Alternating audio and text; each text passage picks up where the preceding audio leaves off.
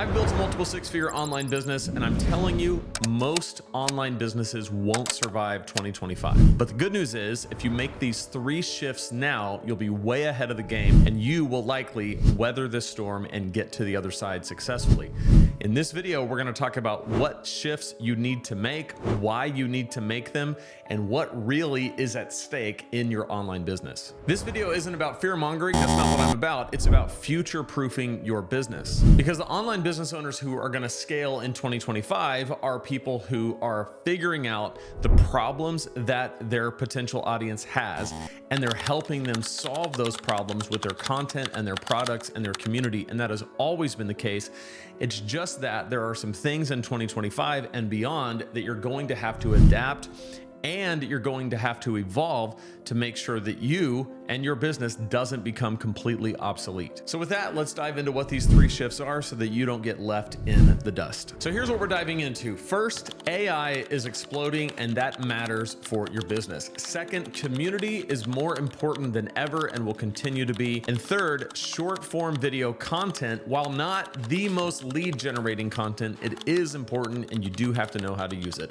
These 3 trends, if you know them and you can stay ahead of them, you'll be able to survive in 2025. And if you stick around to the end, I'll share the 5 biggest mistakes that could sabotage your business if you don't know how to look out for them and avoid them. All right, so the first shift, AI is exploding. So what's happening? Everybody is using tools like ChatGPT to generate content for their online business. And this makes complete sense given that you can use ChatGPT to generate content way faster than you can do on your own. But not only that, you can use ChatGPT and other large language models to do all kinds of things like automate responses and even build courses. But understand, because AI is available to you, it's also available to everyone else, including your customers, which means that if all you're doing in your online business is transferring your knowledge to someone else, they can get that knowledge anywhere. They can get it from your course, or they can get it way faster using AI. So what's going to differentiate you from the competition? That's one problem we're trying to solve. More on that later. But the bigger danger is, especially if you're starting out in your online business, you have to be an originator of your content, not use something that's derivative. Here's what I mean. AI is derivative, meaning that it's just pulling from all the knowledge in the whole world to give you what you should say on your video.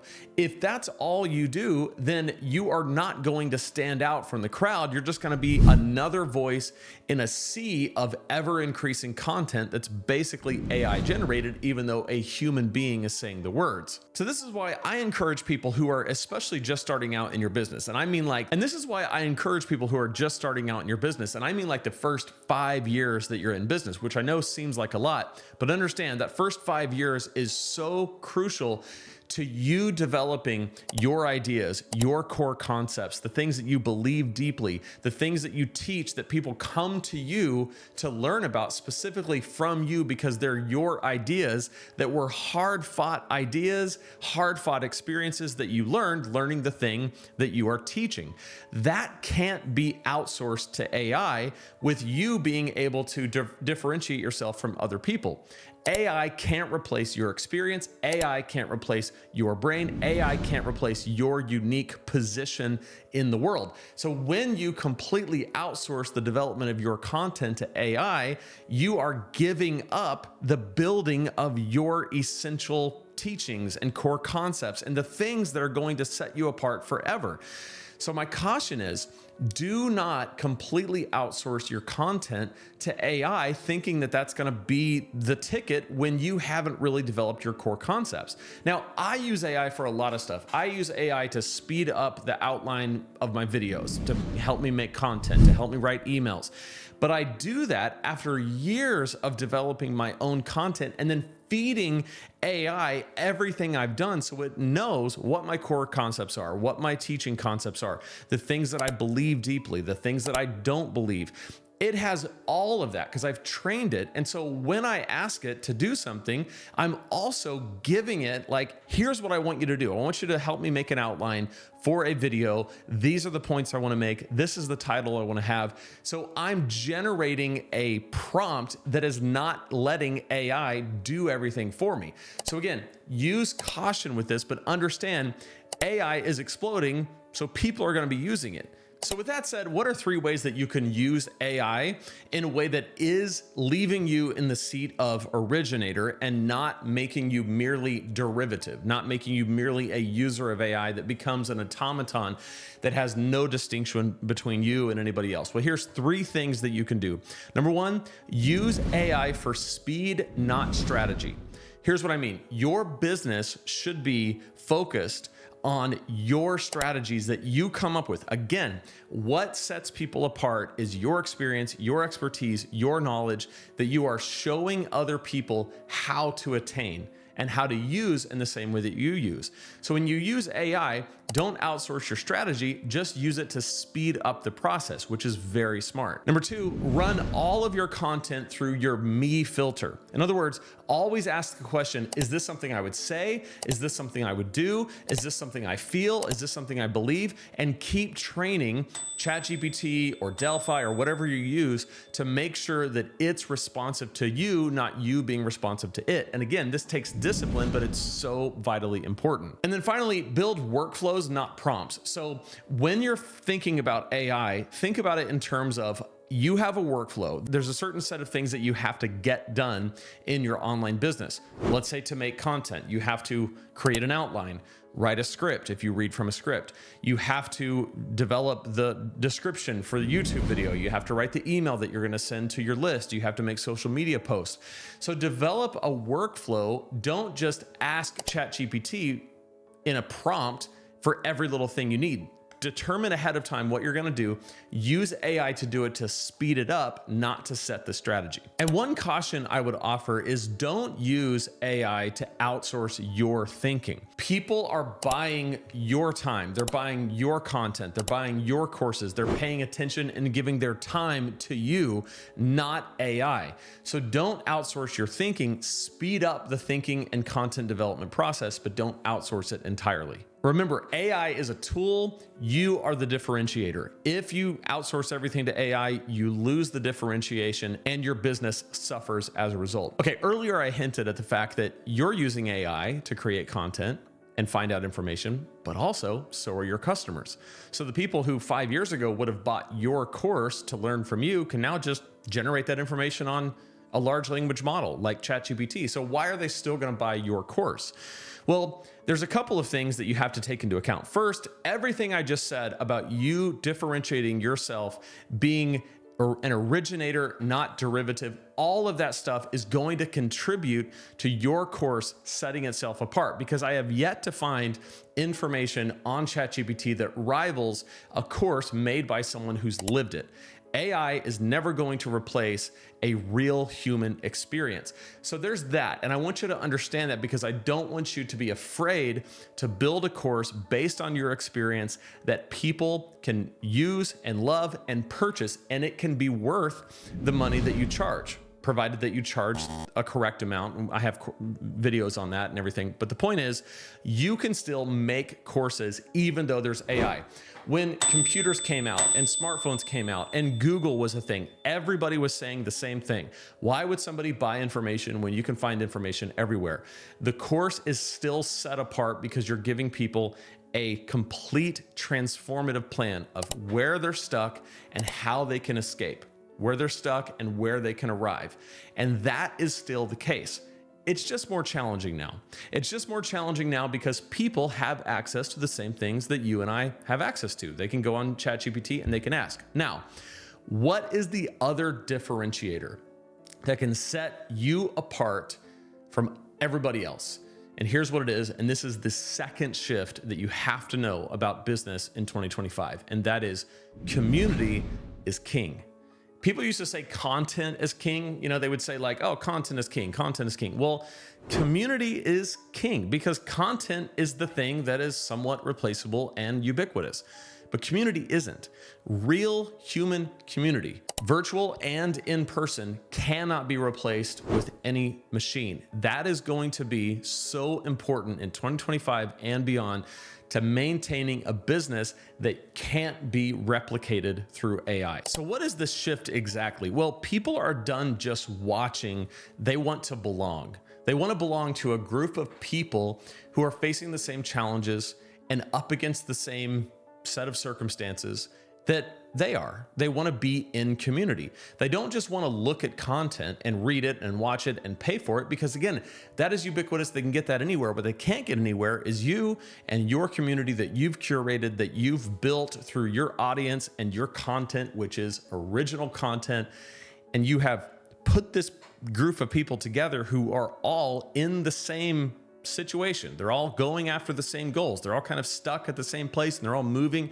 And maybe they're at different points on that spectrum, but all of them have a shared community aspect. People want that, and they're going to want that even more going into the future. I will tell you, this is something that I'm really thinking through in my business, what community is going to look like for me going forward. I used to have a membership site over at my other online business, Preaching Donkey, which involved a community model. And I went away from that for a variety of reasons. And then in this business, Lane Sebring, I've had a series of cohorts, like think 8 to 12 people, where we would meet online and go through content and discuss it and do Q&A for a set of weeks. And I really enjoy those. And I'm trying to think about, what is the future going to look like for my brand and community, because I really want to be a place where you can connect with other people who are trying to build online businesses, going through the same struggles, trying to figure out how to develop content, how to build products, how to sell courses, how to build community. I want to be that for everybody, and especially knowing that this is what it's going to take to continue to win. Really, here's all it is. It's market demand. What is the market demanding right now? It's demanding connection, not just content. It's demanding community, not just content. And so I'm trying to figure out how to answer this problem in my own business, and I encourage you to do the same.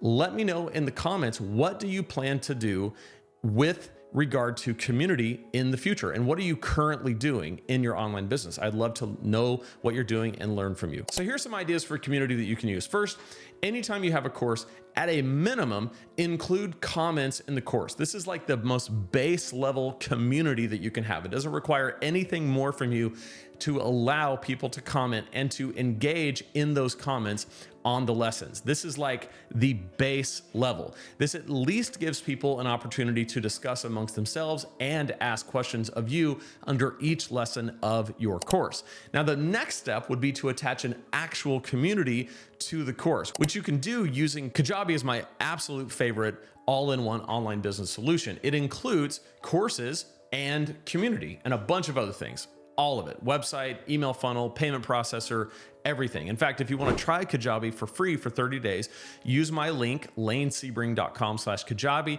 You get all the bonuses that are listed below. Those are exclusive to you for using my link, because it is an affiliate link and I do get a small commission when you use it. But Kajabi is the place to put all this together. So have your course and attach a community element to it so that people can discuss the course. And there's a whole bunch of ways that you can structure that, but just know going forward, the days of just launching a course with no live Q&A attached to it, no cohort attached to it, no ongoing community, it's just going to be harder to sell standalone courses that don't have some type of community element attached. The second thing is host challenges or live calls just to spark momentum and to build in a sense of community. And then finally, always let your members interact with each other. You are the guide, not the gatekeeper. Don't keep people from interacting with each other when you set up your community elements. And here's a caution: don't just slap a Facebook group onto an offer and call it a community. If you're going to do it right. Do it inside the same platform that your course is hosted, whether it's Kajabi or something else. Make sure that it's all under one login so that people can toggle easily between the course and the community, and it's all right there under one roof. Again, if it's a dead end or there's too many places to go, people will fizzle. And the way communities work is when people are engaged, and the way to get them engaged is to remove the friction and make it easy for them to interact. Okay, so community multiplies connection, but attention is what we're going to talk about next, and that is shifting too. And this brings up the third shift, and that is short form video is becoming more prominent. I mean, the reality is short form video basically is the internet. Okay, the third shift is one that I want to offer with an extreme caution, because if you misunderstand what's being said here, it could wreck your entire business. So with that caveat, let me just say, here's the third shift. Short form video is becoming more important. That's the shift. However, the caution is that it will never replace long form video in terms of generating leads and building trust, but it does have its place. So I want to talk about what place it does have, and then I'm going to talk about why and how you should still be using long form video as your primary source of lead generation. So as we get into this, let's talk about what's happening. Short form video is everywhere. It's basically the internet now. YouTube Shorts, Instagram Reels, TikTok. It's short, it's fast, and it's addictive. So the role this plays in your business is short form video can be an incredible discovery tool for you, and it can do that amongst all the other people who are doing it. The reason why this is an important shift to recognize is that your brand can fall into complete obsolescence if you are not playing any of the short form video game.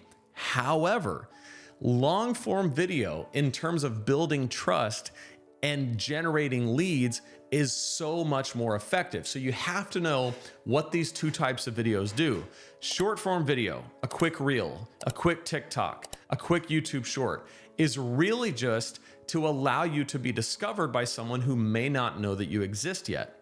But here's what's happening. They're scrolling their phone and they're not really thinking, I would like to be educated on how to do XYZ topic right now. They're zoning out. They're looking for a dopamine hit. They're just scrolling for that next hit, that next thing, that next entertainment, that next, idea. They're not necessarily thinking, I would like to be educated right now. So when you pop up, they may go, oh yeah, this is interesting, and they keep scrolling. And what you want to happen is they go, oh, this is interesting, and they move over to your profile and they look at more. And that's a win with short form video. So it is important, but you're very rarely ever going to get someone to watch long enough to actually take you up on your lead magnet and opt in. But long form video, you do. So what happens with long form? Long form meaning like a regular YouTube video. That's what I mean by long form. I mean like they're on their YouTube page and they're looking for information. They're looking for inspiration. They're looking for ideas, and they either search for you or they find you because YouTube knows what they want to see, and they click with intention to watch your video. And long form meaning it's 16:9, like wide, and it's long, meaning it's longer than a minute or longer than 90 seconds. Could be 2 minutes, could be 15 minutes, could be 3 hours. It's just longer than a short. That's what I mean by long form. In those videos, because people selected to watch it, you have way more trust already built in, and you have way more of an opportunity to get them to take your call to action. You can build more trust. So both are needed. If you're gonna choose one, I still pick long form because the goal of social media, the goal of content is to generate leads to your email list so that people can go from your content to your email funnel and then get into your offers. And they do that with you building enough trust through your content, offering something free and valuable in exchange for their email address, and getting them into your email funnel. All of that stuff is still the case. Very hard to do with short form, way more natural with long form.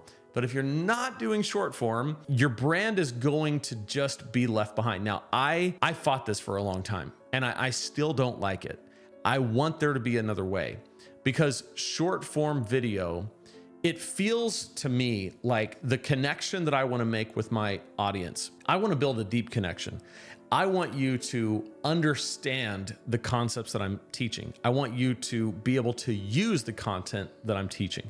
I want you to have a plan for your business. And I can do that in videos like this that are long form. I have the time to explain things, and I have the ability to invite you to go on the next step with me. I don't have that same ability. I can't build that same trust in a short, in a TikTok, in a reel, but they are incredible for exposure. They're incredible for building your brand.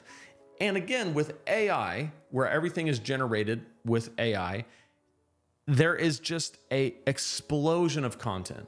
And so if you're not doing any, I'm afraid it's going to hurt you. It's going to cause you to fall further behind. So with short form, here's a few tips. Number one, get to the hook fast within 2 seconds. Like, people have 2 seconds where they're gonna decide if they wanna keep watching you or not. Solve one problem per video, right? Your video should not be all over the place. It should just tackle one thing. And then if you're using YouTube Shorts, always stick a related video in there, because you can take a related long form video and stick it in there, and there's a button they can click directly to that video. There is not that capability on Instagram Reels, and there is not that capability on TikTok, but you do have that on YouTube. And in every few videos, make a call to action, but don't do it in every video because it just doesn't work the same way on short form. So those are the 3 shifts that I'm seeing in online business for 2025. But with that come 5 myths, 5 mistakes that you can make. That you could take these 3 shifts and run with them in the wrong direction and make these 5 mistakes and still mess everything up. So I want to tell you the 5 myths that you have to avoid, the 5 mistakes that you have to avoid, because these will make your business obsolete if you're not careful. But before we get to that, I want to invite you to download my super simple guide. It's over at lanesebring.com/supersimple. It's free. You can download it right now and read through it. This is the complete system. It's the 6 step that's required to grow a thriving online business, to start and grow a thriving online business. It's actually these 6 steps that I use to create and grow my multiple 6-figure online business, and I've helped hundreds of other people do the same. If you're watching this video and you're like, I'm in, I want to make a business that lasts and works, start here. lanesebring.com/supersimple. Okay, so what are the 5 myths? Number 1, AI will do everything for me. No, it won't. We already talked about this, but use it for speed, not for strategy. Do not outsource your brain. Do not use it as an originator. Be original, don't be derivative. So use AI in strategic ways to make sure that you're speeding up the process, but develop your core concepts and ideas in an original way based on your experience and your knowledge. That will differentiate you, not AI. The second myth: courses are dead, I'll just do community. Not true. You still need teaching content. People are coming to you for connection, but they're also coming to you for transformation. So your courses are what provide the transformation. They give people a direct and clear path from where they're stuck to setting them free, from where they're stuck to where they want to arrive. Community is going to facilitate that. It's going to help that, and they are not mutually exclusive. But don't hear community is important and courses are dead. That's not what I'm saying. Courses are very much alive. They just need to be paired with some type of connection and community. Myth number 3, short form equals instant business. Not true. We talked about this. You can get a lot of views on short form and very few leads. You can have a lot of views on short form and very little trust. Short form is for discovery. It's just putting you in more places and at the top of mind of more people. It's in your long form that you build the trust. It's in your long form that you build your business. You have to have both. Myth number 4, I can build all this without email.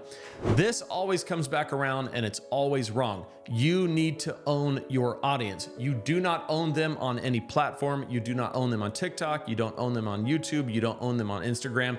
You only own your email list. So your content, whether it's AI generated, long form, short form, community based, doesn't matter. Your content needs to be driving people to your list. That's what makes it lead generating. This is the thing that finally clicked for me years ago when I was making content and sending it into the abyss with Preaching Donkey and making no progress and making no money. I finally realized that content is not just for the sake of building an audience. It's not just for the sake of having a large following. It is for the expressed purpose of getting people from that content to your email list, because it is on the email list that you can make offers, and when you make offers, you make money. So do not try to do this without generating leads to your email list. And then finally, if I go viral, everything will be fine.